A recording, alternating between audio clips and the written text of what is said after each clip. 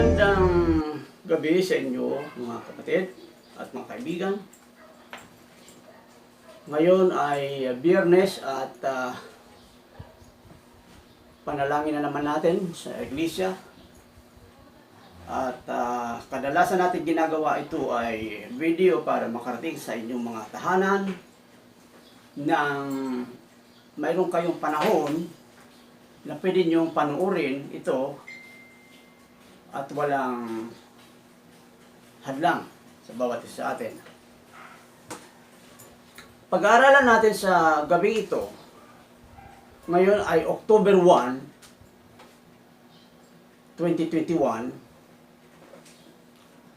ang ating relasyon tungkol sa relasyon natin sa Diyos. Ang Diyos ay nangungusap sa iba't ibang paraan.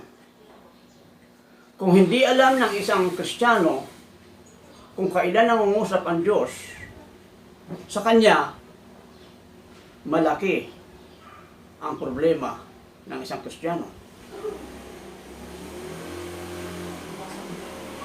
Kapag minsan ito, ang Panginoon ay nangungusap sa atin sa pamamagitan ng panaginip noong unang panahon, lalo-lalo na sa pamamagitan ng miracle.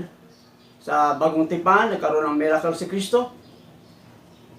O sa tinig na binibigay ng Diyos sa isang tao. Kung maalala natin, si Abraham nangusap ang Diyos. Sa buhay ni Abraham, nangusap ang Diyos na manganganak ang kanyang asawa kay Isaac. At yun ay ginamit niya ang mga anghel upang iparating kay Abraham ang mensahe.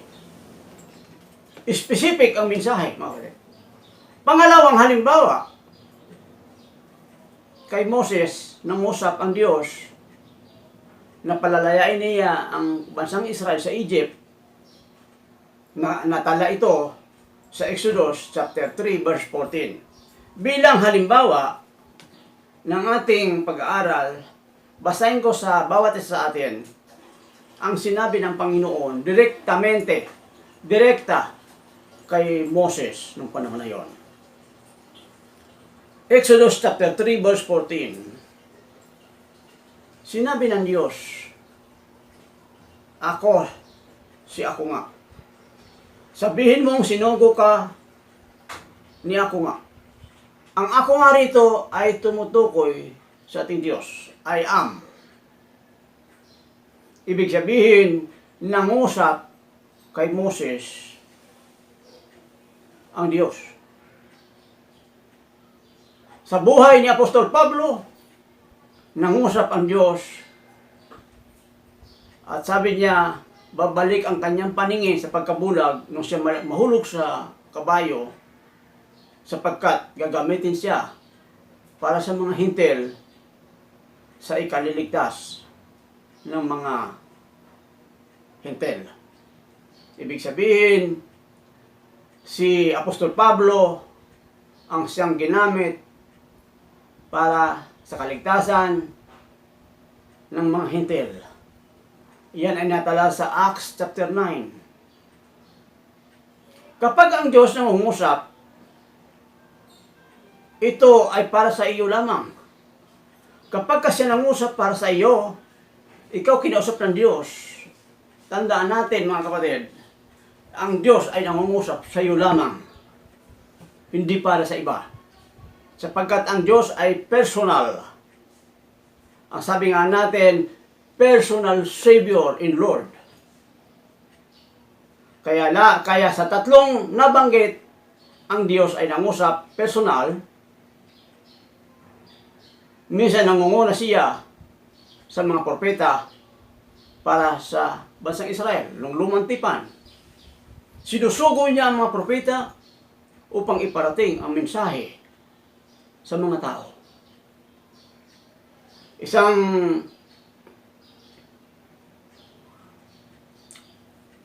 kaingat tayo sa pagsunod ng isang maling halimbawa. Sinasabi ng tao ang ganitong kataga.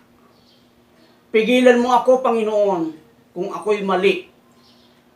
At pagpalain mo ako kung ako'y tama. Alam mo, ang kasabihang yan ng mga tao, ginagamit yan ng mga Kristiyano minsan. Ang sabi nila, ang pagpapala daw ay nangangahulugan na tama ang ginagawa nila. Hindi lahat ng panahon. May mga Kristiyano na lumalabag sa salita ng Panginoon, pero pinagpapala sila. Kaya masasabi natin, hindi lahat ng pagpapala ay bunga ng dahil sa kanilang. Ang sabi nila, tama ang kanilang ginagawa. Pero mga kapatid, yun ay tahasang pagsalungat sa kalooban ng Diyos. Gumagawa ang tao ayon sa kanyang kagustuhan. At pag nabigo, lalapit sa Diyos. O kaya sisisihin ng Diyos. O maghihinanakit sa Diyos.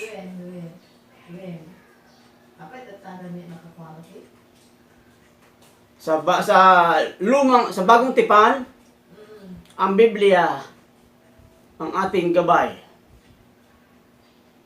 Sinasabi ng Biblia na ang karunungan ang siyang ating gabay sa buhay na ito. At sa iyong kalagayang espiritual, sa iyong pisikal na kagalingan,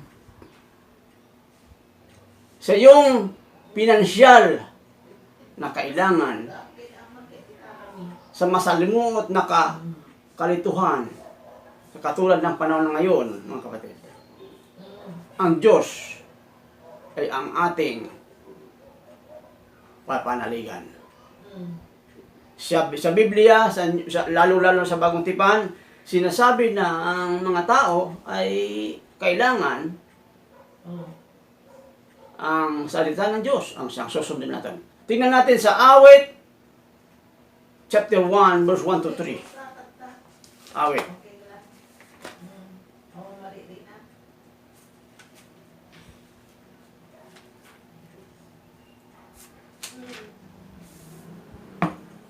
Awit, chapter 1, verse 1 to 3. Ito ang sinasabi. Mapalad ang taong hindi naaakit nitong masasama, upang sundan niya ang kanilang mga halimbawa, upang sundan niya ang kanilang payot maling halimbawa. Hindi sumasama sa sinumang taong ang laging adhikay, pagtawanan lamang at hamak-hamakin ang Diyos na dakila. Talatang 2. Nagagalak siyang laging magsaliksik ng banal na aral. Ang utos ni Yahweh siyang binubulay sa gabi at araw. Talatang 3. Ang katulad niya ay isang punong kahoy sa tabing batisan. Sa riwa ang dahot laging namumunga sa kapanahunan. At anumang gawin ay natitiyak na siya ay magtatagumpay. Sa talatang nabanggit, ang salita ng Diyos, ang ating gabay, ang tunay na kagalakan, matatagpuan natin sa Diyos. Ang sinabi sa talatang 1 hanggang 3 sa Salmo,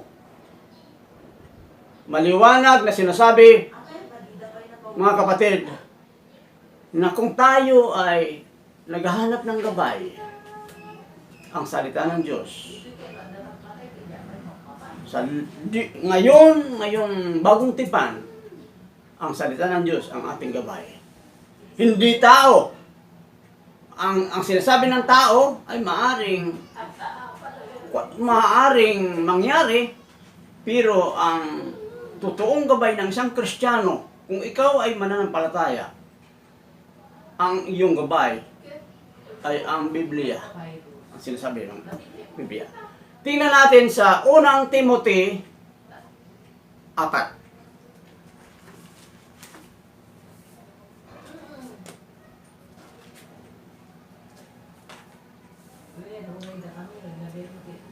Verse 1 to 3.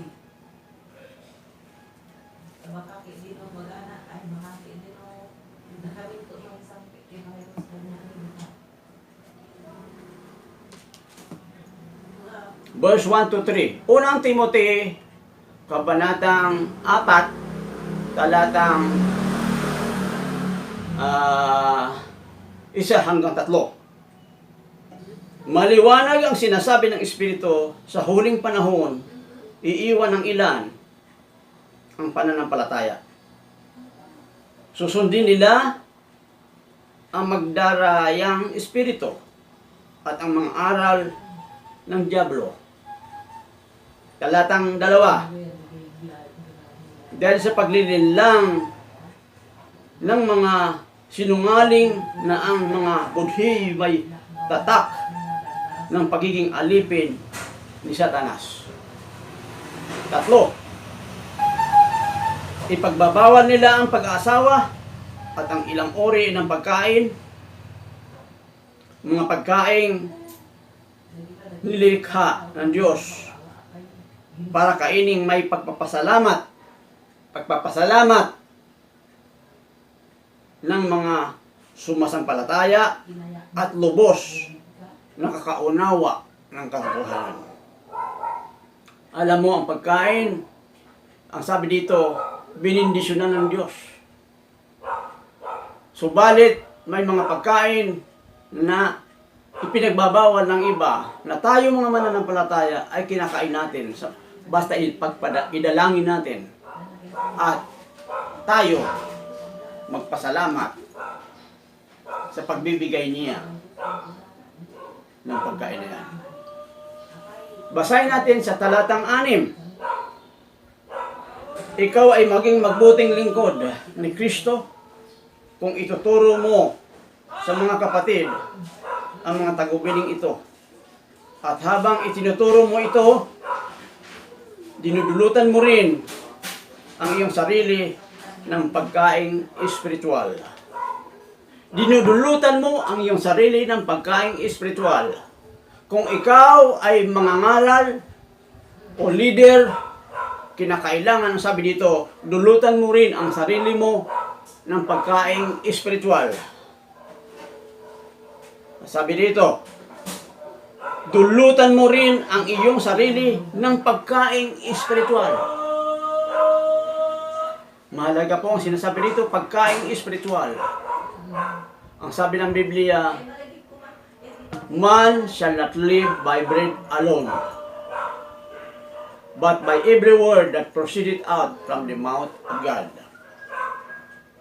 Kung ang pag-usapan natin ay kalagayan nating espiritual bilang isang Kristiyano, ang sabi dito, dinudulutan mo rin ang iyong sarili ng pagkaing espiritual.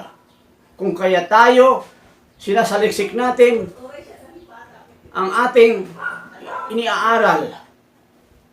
Hindi madali, mga kapatid, ang magturo.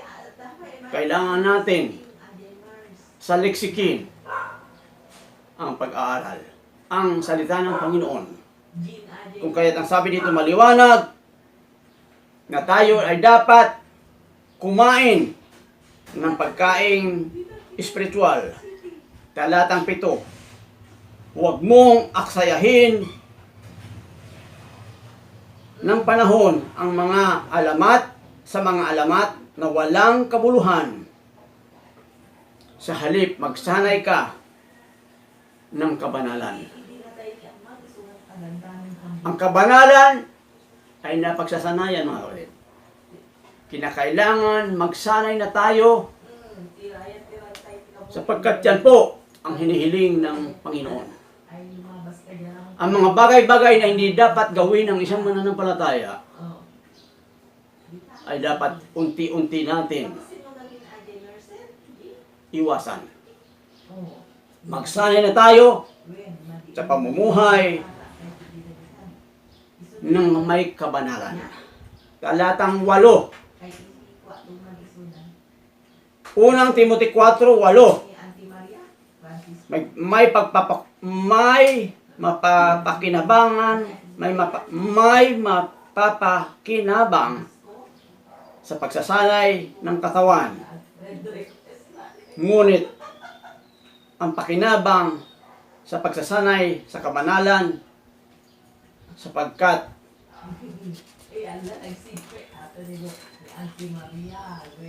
sapagkat nangako hindi lamang sa buhay na ito. Talatang kundi sa buhay na darating. Totoo ang kasabihang ito at dapat paniwalaan. Kung tayo ay mananampalataya at masugid na sumusunod na salita ng Diyos, ang sabi dito, totoo ang kasabihang ito at dapat paniwalaan. Ang tanong ko ngayon sa inyong mga kapatid, pinapaniwalaan ba natin talaga ang salita ng Panginoon bilang spiritual na pagkain natin? At titingnan pa natin sa, ulitin natin sa Awit chapter 1 verse 4 and 6. Awit chapter 1 4 and 6. Ngunit iba-iba ang masasamang tao. Ipa ang kawangis. Siya'y natatangay at naipapadpad kung hangin umihip. Ibig sabihin, wala po siyang permanenteng paninindigan. Wala po siyang paninindigang maayos. Ang sabi dito, siya'y natatangay at naipapadpad kung hangin umihip. Verse 5, ang masasamang tao ay parurusahan, hindi magmimintis. Iwawalay siya sa pagkakatipon ng mga matuwid. Talatang 6, sa taong matuwid ay itong si Yahweh ang siyang mag-iingat. Maliwanag po yun mga kapatid. Na ang ating tagapag-ingat ay ang ating Diyos. Ngunit kailanman ang mga masama ay mapapahamak. Alam mo mga kapatid, maliwanag na sinasabi ng salita ng Panginoon, ito ay pagkukumpara ng mabuti at masama. Ang masama ay inihalin tulad sa ipa na iniihip saan man mapunta. Ibig sabihin, wala po siyang iisang paninindigan sa buhay. Kung ano ang sinasabi ng mga tao sa kanya, paniniwalaan niya. Subalit, maliwanag na sinasabi ko sa bawat isa sa atin. Sa bagong tipan ngayon, ang ating gabay, spiritual, ay ang salita ng Diyos. Maliwanag na sinasabi na, sasabi dito, mapalad ang taong hindi naakit niyaong masasama. Hindi sumasama sa anumang taong ang laging adhikay, pagtawanan lamang at hamak-hamakin ang Diyos dakila. Alam mo ang hindi pagsunod sa salita ng Panginoon, isang paghamak. Isang paghamak na kunwari naniniwala tayo sa salita ng Diyos pero hindi naman natin sinusunod ang salita ng Diyos. Ang mga katanungan na gusto kong itanong sa bawat isa sa atin, ano kaya ang sinasabi ng Diyos sa iyo ngayon? Sa iyong kalagayang espiritual, number 1. Sa iyong pisikal na kagalingan, mayroon kang karamdaman. Ano ang gagawin mo ngayon? Mayroon tayong karamdaman. Sa iyong pinansyal na kailangan, palagi kang kapos. Ano ang mensahe ng Panginoon sa iyo? Sa masalimot at kalituhan sa panahon ngayon na pandemya, Ano ang kailangan kong gawin ngayong may pandemya? Iyan ang mga katanungan na dapat nating sagutin. At ang kasagutan ng lahat ng iyang katanungan na yan ay matatagpuan natin sa banal na kasulatan. Kaya mga kapatid, wag nating kalimutan ang sinabi ng banal na kasulatan na binasa ko sa inyo tungkol sa mga tao na maaaring iligaw tayo. Ulitin ko lang ang pagbasa. Maliwanag ang sinasabi ng Espiritu. Sa mga huling panahon, iiwan ng ilan ang pananampalataya. May mga taong nagsimula na maayos sa pananampalataya. At ano kaya ang kanilang iharap sa Panginoon pagdating ng araw? Sa pagdating ng Panginoon natin, ang sabi dito, ano kaya ang kanilang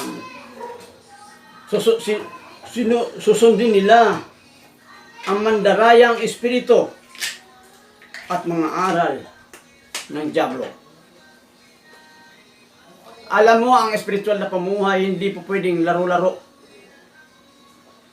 Iyan po ay kondisyon ng ating mga puso. Yan ay panindigan natin espiritual na si Kristo ang ating tagapagligtas.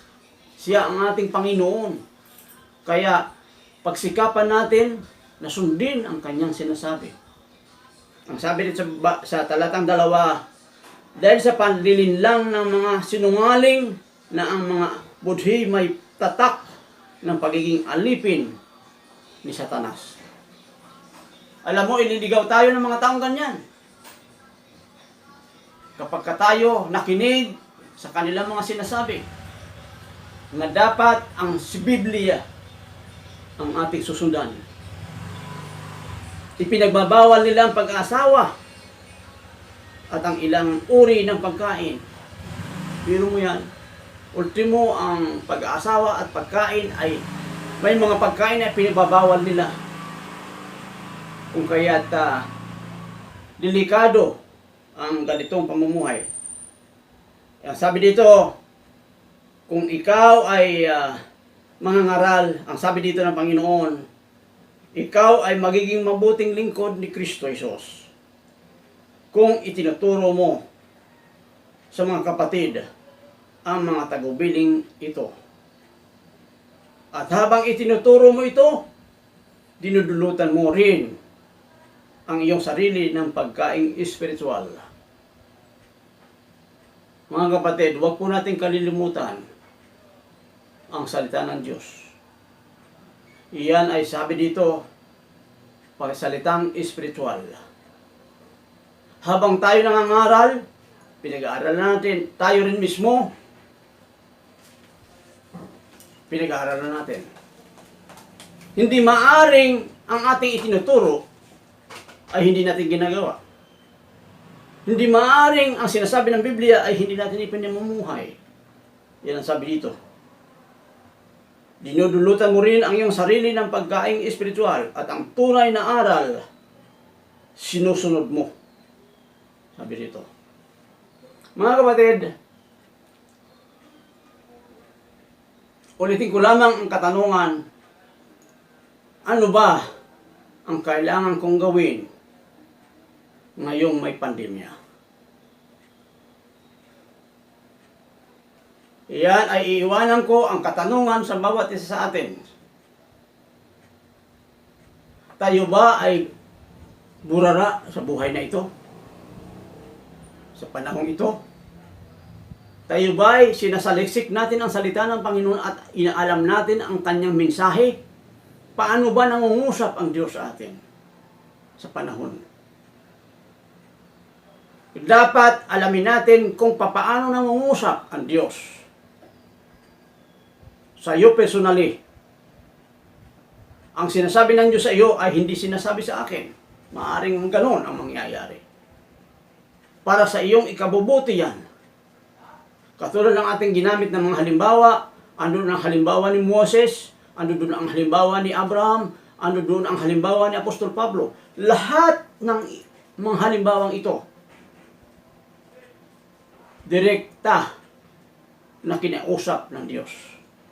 Alam mo, ang mga propeta noong unang tipan, tinatawag na overseer, custodian, messenger.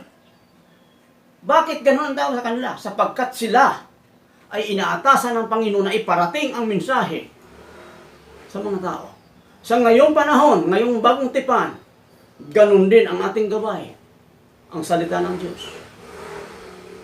Kung nais nating mamuhay na maayos, ang salita ng Diyos ang ating gabay. Hanggang dyan na lamang. Maraming salamat sa inyong mga pakikinig na yan. At sana nakarating sa inyong mga kinaroroonan ang mensahe ng Panginoon na maliwanag na sinasabi, ano kaya ang sinasabi ng Diyos sa akin ngayon? Ngayong may pandemya.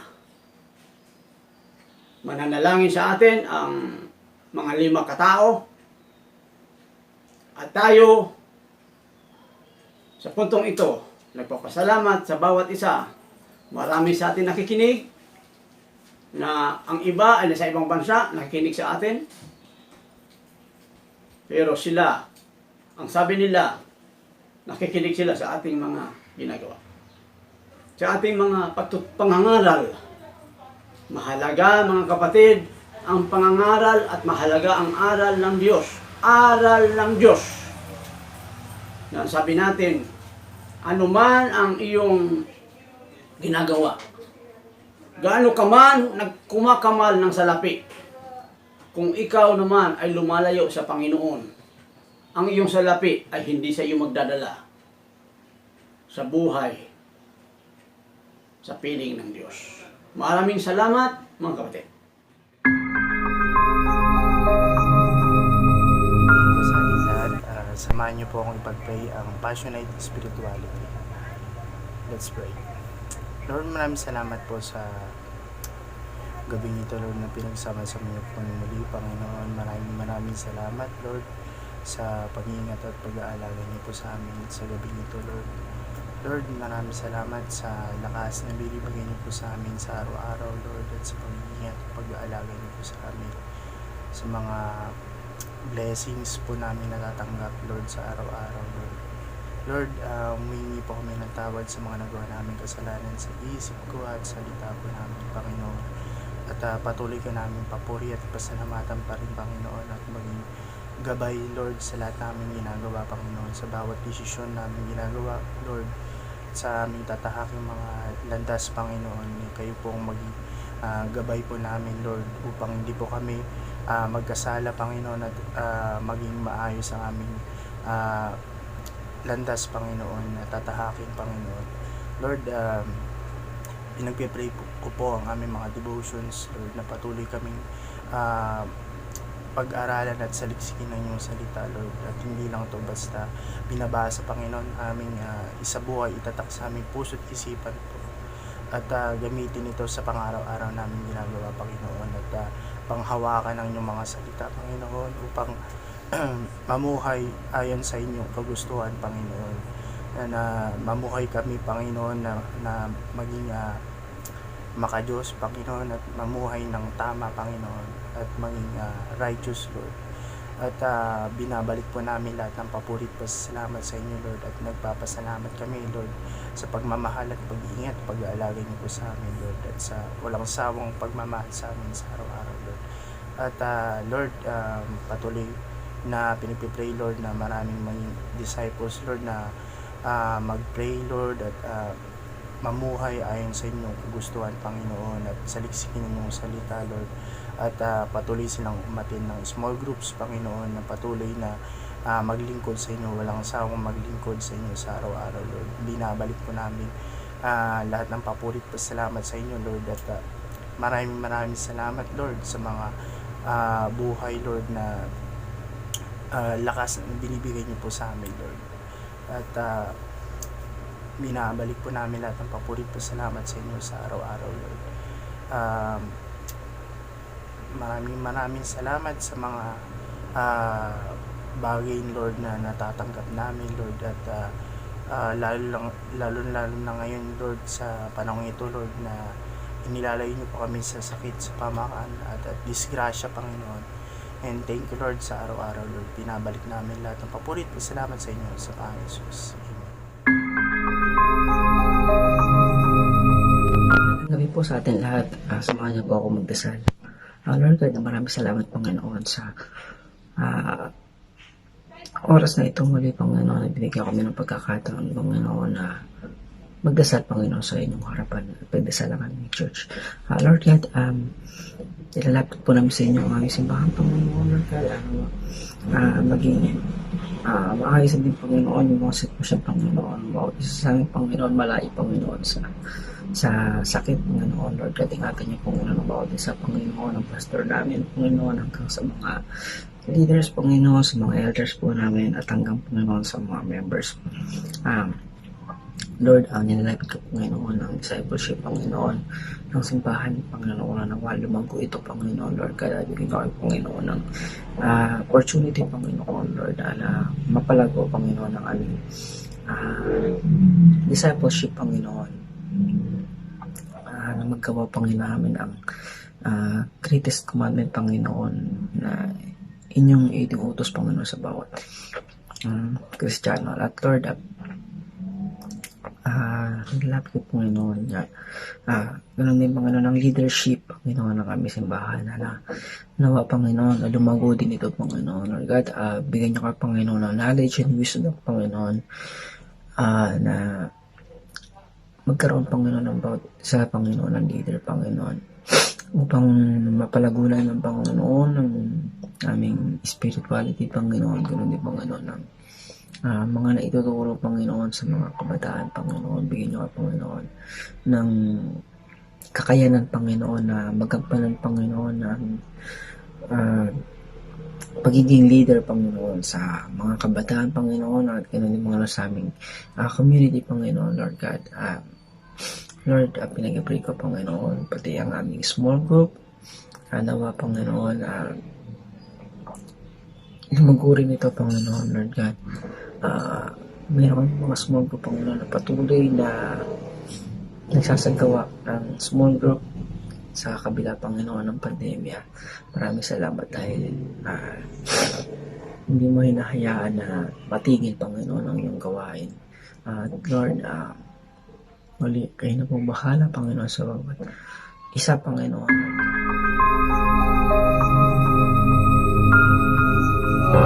Magandang gabi, mga kapatid. Tayo po ay dumako sa ating panalangin. Ang ating pong panalangin ay ang strong core and strong charts. Tayo po yumuko at ipikit po natin ang ating mga mata. Ama namin Diyos na makapangyarihan sa lahat, Lord, kahit kami po ay nagpapasalamat sa oras na ito, Panginoon, at muli kami ay binigyan nyo ng time na kami makalapit, Panginoon. Lord God, una sa lahat, humihingi po kami, Ama, ng tawad sa inyo sa amin pong nagagawang pagkakamali, sa amin pong mga pagkukulang sa inyo. Patawarin niyo po kami, Lord, dahil alam namin, Lord, na hindi po kami kaaya-aya sa inyong harapan hanggat hindi po kami malinis. Kaya, Lord, patawarin niyo po kami sa aming mga nagagawang hindi kaaya-aya sa inyo, Panginoon. Lord God, sa gabing ito, Ama, dinadalayan ko po sa inyo ang aming church na GCC, Lord, na maging matatag, maging malakas, dahil alam namin, Panginoon, na kayo po ang makapagbigay ng kalakasan sa bawat isa sa amin. Kaya, Lord, dinadalayan ko po sa inyo ang aming pastor, na ingatan niyo po siya, Lord, sa lahat ng oras. Huwag niyo po siyang pahabayaan magkasakit. Tulungan niyo po siya lagi, Lord, sa araw-araw na kanyang ginagawa. At tulungan niyo rin, Panginoon, ang buong pamilya ni Pastor. Huwag niyo po silang ahayaan, Panginoon, na mapahamak o magkasakit, Panginoon. Lord God, dalayan ko rin po sa inyo ang aming mga leaders sa church, mga elder namin, Panginoon. Huwag niyo rin pong pahabayaan. Tulungan niyo po sila, Ama, sa kanilang mga buhay, Panginoon. Tulungan niyo po sila, Lord, sa kanilang kalakasan.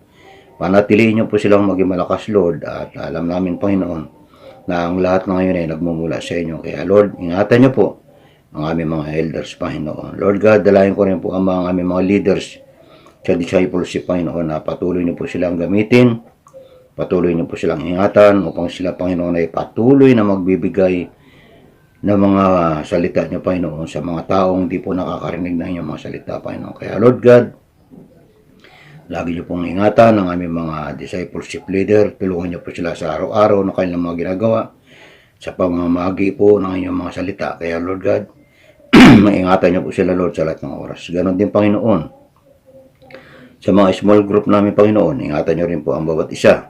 Tulungan niyo rin sila, Panginoon, na sila ay patuloy rin na maging matatag, maging malakas, at patuloy sila, Panginoon, na magbibigay po ng iyong banal na salita. At alam namin, Lord, na kayo po ang makapag-ingat sa bawat isa sa kanila. Kaya, Lord God, dalangin namin, Lord, na patuloy niyo po silang patnubayan, Lord, sa lahat ng oras, Panginoon. Huwag niyo po silang pababayaan, Panginoon. Lord God, dalangin ko rin po sa inyo ang lahat ng mga miyembro ng GCC, Lord. Pakaingatan niyo po ang bawat isa sa amin. Gabayan niyo kami lagi, Lord, ng banal na Espiritu, at huwag niyo po kami ngayaan, Panginoon, magkasakit. Tulungan niyo po kami, Lord, sa araw-araw ng aming mga ginagawa, Panginoon.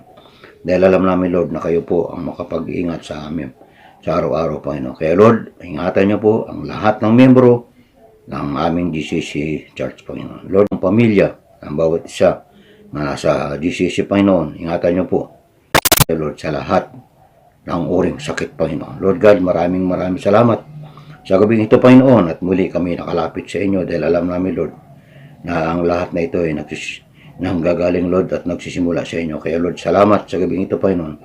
Ito pong aking dalangin, Lord. Nagpapasalamat po kami sa pangalan ni Kristo Jesus.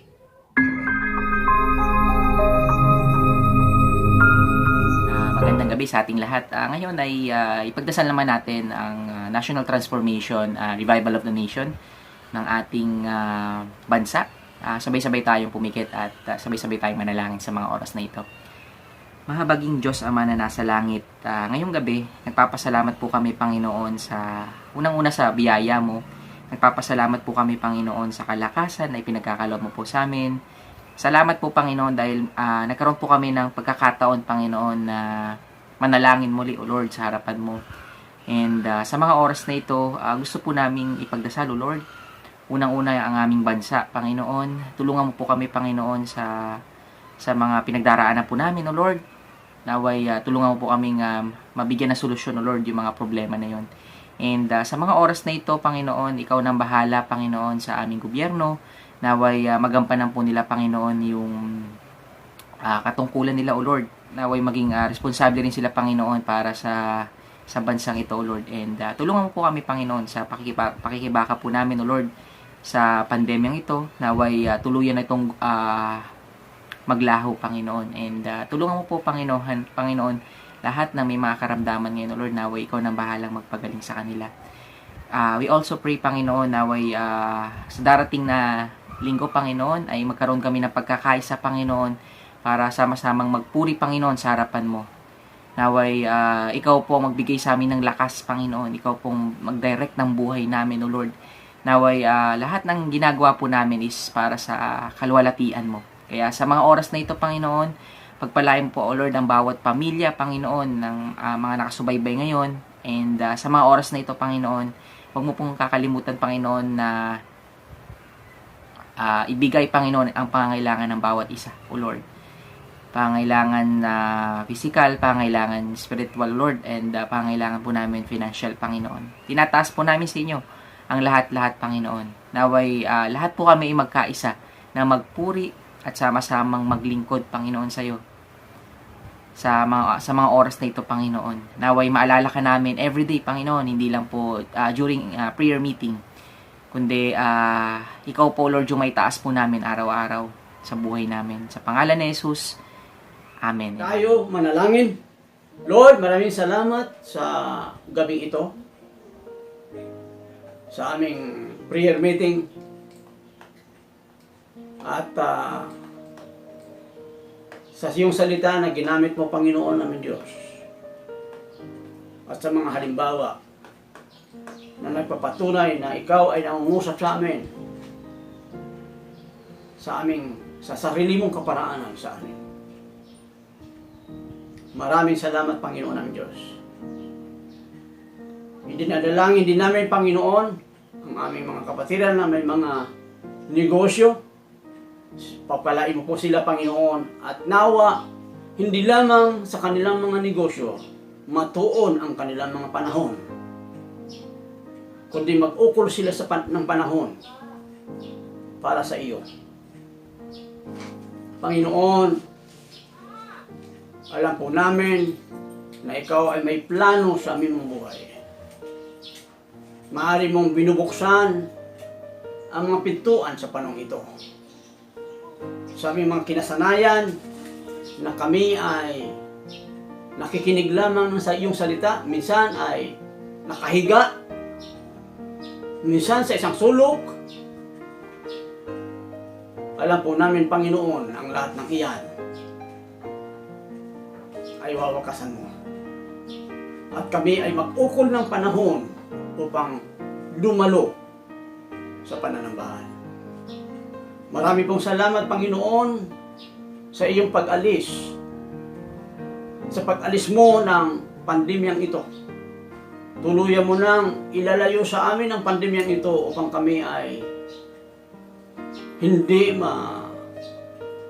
maapektuhan ng ganitong mga pagpipigil sa sarili. Subalit, Panginoon namin Diyos, binibigyan mo kami ng pagkakataon na patuloy pa rin kaming gumamit ng mga protocol na yan, katulad ng face mask, face shield, at paghugas ng kamay bilang obserbasyon ng ayusan at kalinisan. Panginoon, marami pong salamat sa mga miyembro, sa mga kapatiran na may mga gawa, may mga trabaho. Ingatan mo po sila, Panginoon, sa kanilang pagpunta sa trabaho at pag-uwi mula sa trabaho. Na sana po, Panginoon namin Diyos, patuloy mo silang kupkupin ng iyong dakilang pag-ibig na hindi po sila mahawaan, Panginoon, ng COVID-19. Marami pong salamat, Panginoon namin Diyos, sa pagbibigay sa amin ng kalakasan. Mula noon hanggang ngayon, ginagamit mo kami bilang instrumento ng iyong banal na salita.